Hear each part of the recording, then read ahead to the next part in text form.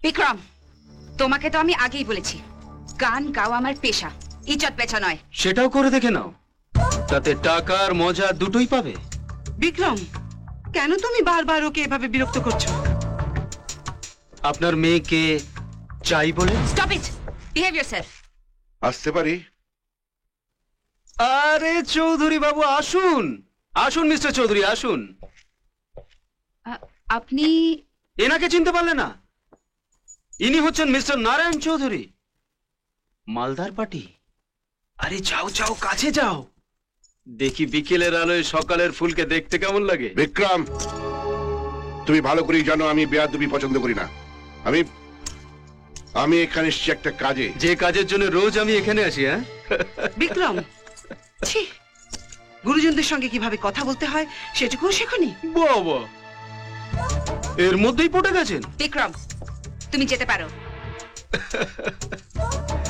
Okay darling, by.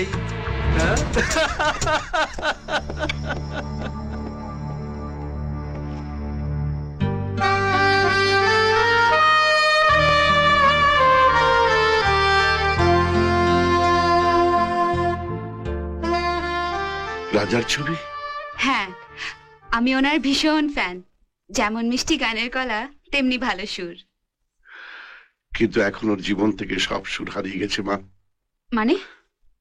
মানে তোমার প্রিয় গায়ক এখন বদ্ধ পাগল। কি পাগল? হ্যাঁ, আমি হলাম ওর হতভাগ্য দাদু। আমি কি ওনাকে দূর থেকে দেখতে পারি? সেই জন্যই তো আমি তোমার কাছে এসেছি মা, যাতে তুমি খুব কাছের থেকে রাজাকে দেখতে পারো। বুঝলাম না।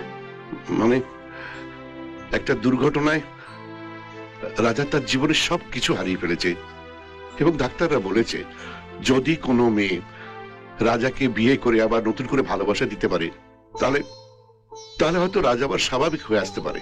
আপনি আপনি আমাদের কাছে ঠিক কি চাইছেন?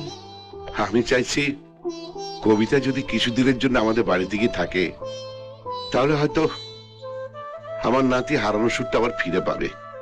ঠিক বুঝলাম না। মানে কবিতা কিছুদিনের জন্য আবার নাত বইয়ের অভিনয় করবে, এর জন্য যত টাকা লাগে আমি দিতে রাজি আছি। টাকা? মায়ের স্নেহ মমতার মূল্যায়ন কি টাকা দিয়ে হয় চৌধুরী বাবু?